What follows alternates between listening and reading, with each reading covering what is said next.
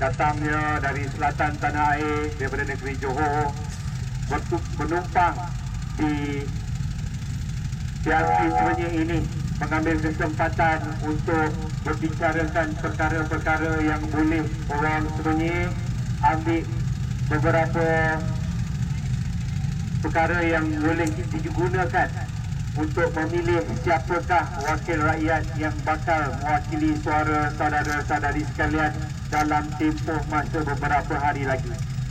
Pilihan raya kecil sebenarnya ini cukup penting. Cukup penting kenapa? Sebab inilah di mana permulaan manifestasi suara rakyat untuk kita sampaikan kepada Kerajaan Putrajaya. Kita maklum sejak kebelakangan ini begitu banyak kegusaran, kebimbangan yang ada dalam kalangan kita orang biasa yang berada di bawah ini. Kerana apa? Kerana ketidaktentuan kerajaan pada hari ini meletakkan masa hadapan kita, kebajikan kita di peringkat yang paling kritikal. Apatah lagi kita di Selangor. Orang Johor tengok Selangor, kita risau sebab di Selangor kerajaan menguasai 91% kerusi di dalam Dewan Undangan Negeri, iaitu 51 kerusi berbanding kumpulan pembangkang yang hanya mempunyai 5 kerusi sahaja. Maksudnya apa tuan-tuan? Apabila kerajaan terlampau berkuasa di dalam negeri ini, maksudnya suara rakyat akan mula tidak kedengaran kerana pembangkang tidak kuat. Kita memerlukan sistem semak imbang yang baik, kerana sistem ini juga boleh menggunakan dan menegur kerajaan sedia ada tentang polisi-polisi yang diperjuangkan sama ada dilaksanakan ataupun tidak. Tetapi kalaulah kerajaan negeri itu dipelopori oleh kerajaan secara 2/3 majoriti dan kini telah bertiga penggar berkuasa, saya bimbang budaya ketirisan, melihat secara enteng soal kebajikan rakyat, menidakkan perkara-perkara asas kebajikan akan mula kelihatan. Sebagai contoh, orang sebenarnya kita sentuh soal isu-isu lokal. 2 minggu saya berada di sini bersama sahabat-sahabat, berada di Bandar Tasik Kesuma, berada di Kantan Permai. Ramai yang mengeluh dan mengaju bahawasanya soal paling asas dalam kehidupan kita adalah perumahan. Tetapi apabila kita lihat di semenyi ini, seolah-olahnya kerajaan negeri yang sudah mentadbir hampir 3 penggal tidak memberikan perhatian kepada soal perumahan mampu milik. Malah kita tengok jiran kat sebelah ni dibinanya rumah mewah sebesar-besar tidak, Eco Majestic, Eco Hill, dan di mana ruang dan peluang untuk golongan sederhana yang bekerja dalam kumpulan B40 untuk memiliki perumahan.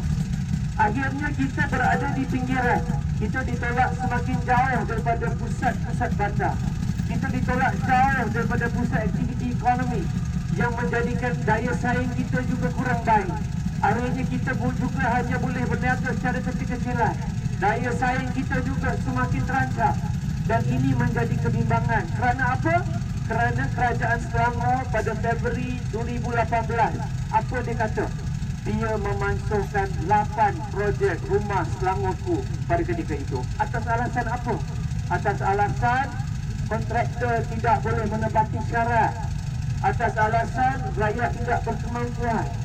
Kerana inilah antara perkara yang kerajaan tidak mampu berkorban untuk rakyat, akhirnya dikawal oleh golongan kapitalis, dikawal oleh golongan yang mempunyai nilai modal perniagaan yang tinggi untuk menepati cita rasa mereka.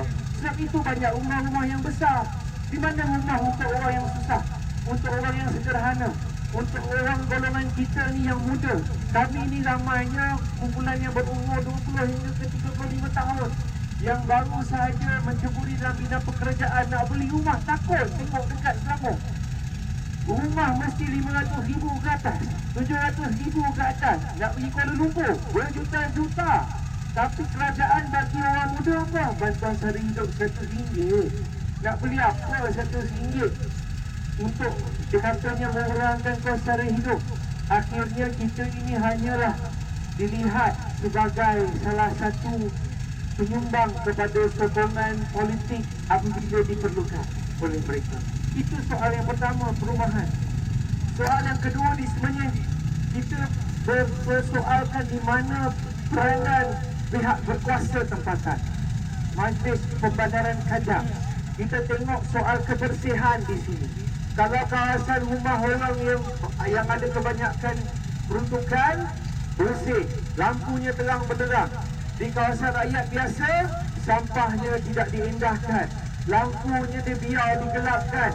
Dah 3 penda jadi kerajaan negeri. Sebelum ini pun kita beri orang dia untuk menjadi wakil rakyat, pun tidak ada apa-apa perkara yang menjadikan keyakinan kepada kita untuk kita beri. Sebab apa? Sebab kembali kepada perkara yang saya nyatakan tadi, 51 kerusi dalam Dewan Undangan Negeri membuatkan mereka rasa selesa. Orang sebenarnya jangan risau. Beri sokongan kepada Barisan Nasional dan PAS bukan bermaksud suara anda tidak akan kedengaran di dalam Dewan. Malah itulah yang memberikan mereka mesej yang jelas. Ini mereka dilihat terlampau terdesak membawa pemimpin-pemimpin tertinggi dalam karangan mereka untuk memberikan janji-janji yang kita tahu tidak pernah ditunaikan pun sehingga hari ini. Pakatan Harapan, katanya, rupanya harapan tinggal harapan.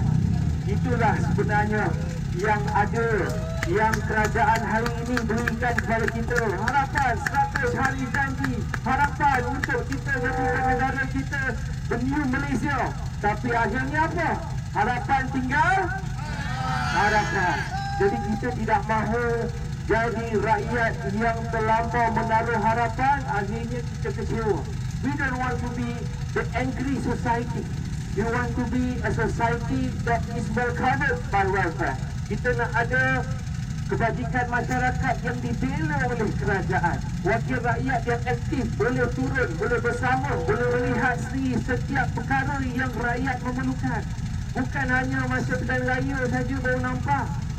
Bila nak pilihan raya janji 10 perkara, bila dah menang besok kata tak boleh buat, salah kerajaan yang dulu. Sekarang ni kalau tuan-tuan dan puan-puan, kalau tengok dalam sosial media, bila tak boleh buat janji, salahkan kerajaan Barisan Nasional yang dahulu. Tuan-tuan, kalau semua nak salah kepada BN, lain kali jangan bertanding pilihan raya. Biar je BN tu jadi kerajaan, jadi kita boleh betulkan apa yang berasa yang tak betul. Sekarang ni dah 9 bulan. Dah 9 bulan jadi kerajaan. Kalaulah dah kahwin, mungkin dah ada anak. Kalau dah ada anak pun masih nak salahkan pasangan dulu, saya pun tak faham. Dah dibentangkan pun bajet 2018 yang mereka sendiri bincang sesama kabinet mereka yang ada Mat Sabu yang paling kreatif, Lim Guang Eng, Menteri Kewangan yang paling bijak. Takkan masih lagi tidak boleh menyelesaikan isu-isu yang membelenggu rakyat. Tadi saya sentuh soal kebersihan, soal lampu. Saya nak sentuh soal tol. Tol ni yang paling kegemaran kita. Orang Johor sebenarnya terkejut pasal tengok banyak benar tol yang nak lalu. Ada tol Grand Saga, katanya tu Tunggal M punya. Nak lalu Kajang Sir, nak lalu Lekas. Kalaulah betul, mansuhkan tol. Tapi kita ingat dia mansuh semua. Rupanya dalam pengumuman baru ini dia kata apa? Dia akan mansuhkan tol, tetapi hanya pada waktu non-peak hours. Tapi pada waktu peak hours, dia akan kenakan charge. Tapi tak panggil tol lah. Dia bunyinya sedap sikit, macam ada harapan. Bunyinya apa? Congestion charge. Charge kesesakan. Akhirnya rakyat kena bayar. Tuan-tuan, kalau kita bandingkan berapa ramai menggunakan jalan raya ikut waktu yang mereka cadangkan, lebih ramai rakyat guna jalan pada waktu kesesakan tersebut. Kenapa? Orang pergi kerja, orang pergi buat aktiviti harian, orang melakukan urusan-urusan rasmi. Pada waktu malam, memanglah percuma sebab tak ramai yang nak pakai dan tak ramai pun rasa itu waktu yang paling dimanfaatkan. Orang nak guna waktu pagi dan itulah harapan rakyat. Tapi apa dibuat? Harapan hanya tinggal harapan, tuan-tuan. Jadi tol tu tak usahlah duduk berharap sangat, memang kita kena bayar. Sebab dia tak akan buat apa-apa alasan, nanti dia salahkan kerajaan BL. Dia dah kutip pun pelbagai dana. Dia dah buat tabung harapan 200 juta. Tak apa benda 200 juta lalu buat pun kita pun tak tahu. Orang muda pun dia bagi bantuan sara hidup RM100. Pelajar pun dulu dapat voucher buku 250, kelat jadi RM100. Jadi di mana sebenarnya kedudukan ekonomi kita? Siapa yang boleh ceritakan sebenar kadar keberhutangan kita ini betul ataupun tidak, ataupun hanya manifestasi politik untuk mengkabuli mata rakyat? Itu baru sebut pasal tu. Bila kita tengok pada soal anak-anak muda, orang sebenarnya hampir 45% semua kebanyakannya adalah orang muda. Tuan-tuan, orang muda pada hari ini, perkara yang tak boleh lari daripada mereka adalah pembiayaan pendidikan. Bila sebut soal pembiayaan pendidikan, yang paling glamour PTPTN.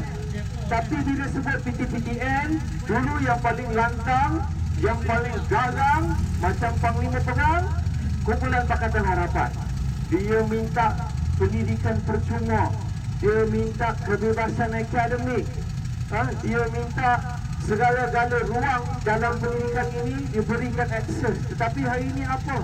Saya masih ingat waktu saya dalam kepimpinan mahasiswa dahulu, mereka berarak dari Sopo sampailah dalam sekitar Kuala Lumpur ke PWTC menurunkan gambar pemimpin, bawa batu nisan serah kepada menteri kerana memperjuangkan pendidikan percuma. Tetapi bila mereka jadi kerajaan, adakah mereka menunaikan janji? Tidak, tuan-tuan. Katanya untuk beri pengecualian pada asalnya gaji yang di bawah RM3,000, U-turn lagi, turun lagi. Katanya untuk berikan mereka ini masa dan ruang, tapi tidak. Ditekannya sampai yang gaji paling minimal RM1,000 lebih pun harus dibayar, pemotongan gaji harus dibuat. Kalau tidak, tindakan undang-undang akan diambil seperti Sikris dan Sitor. Ini menekan kita, orang muda. Dan di dalam kampus kononnya untuk mengurangkan bebanan mahasiswa, diberinya, saya tengok ada adik-adik kat sini yang masih menuntut di kampus sebelah.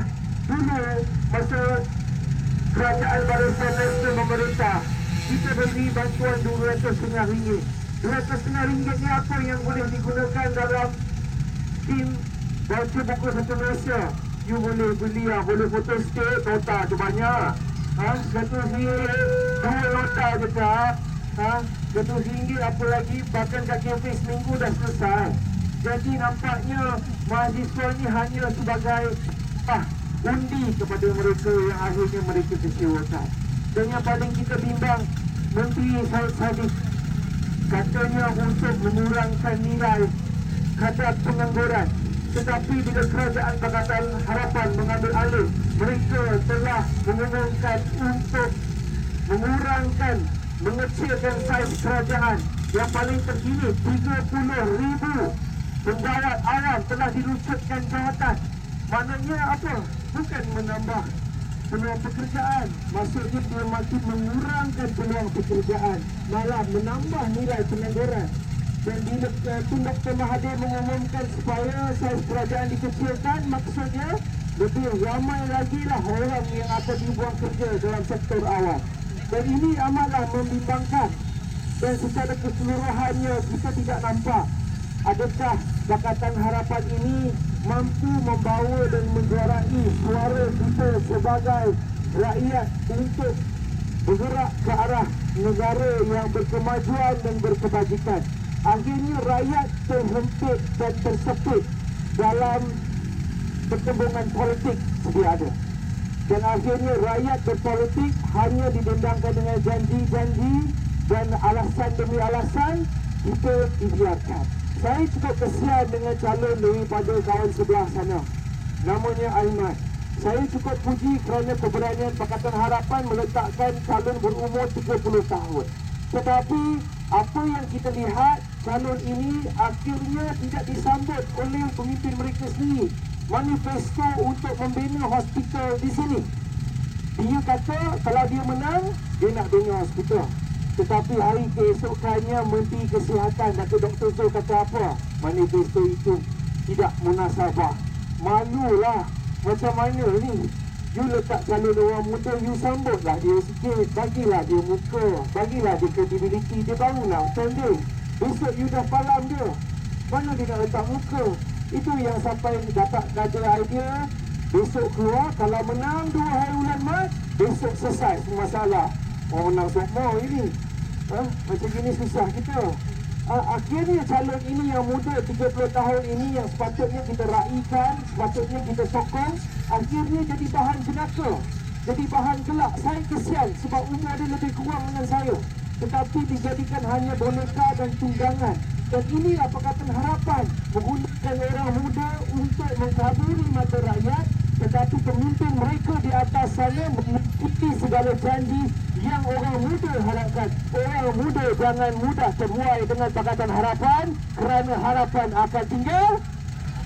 Jadi saya fikir sudah banyak dan panjang perkara yang saya sampaikan.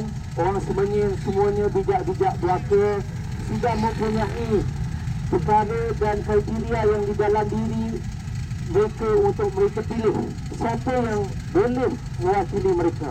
Oleh itu saya dengan ini merayu kepada seluruh penduduk semuanya yang berada di kawasan Pasar Malam ini untuk memberikan peluang kepada Barisan Nasional dan kerjasama bersama PAS untuk mengangkat calon kita mewakili orang-orang semuanya di dalam Dewan Undangan Negeri sebagai suara rakyat pembangkang yang membawa mesej yang cukup jelas kepada Pakatan Harapan. They need to do their work, stop politicking, work for the rakyat, dan kita akan pastikan 2 hari Mac ini BN akan berikan mesej yang jelas terus beriak rakyat. Sekian wabillahi taufiq wal hidayah.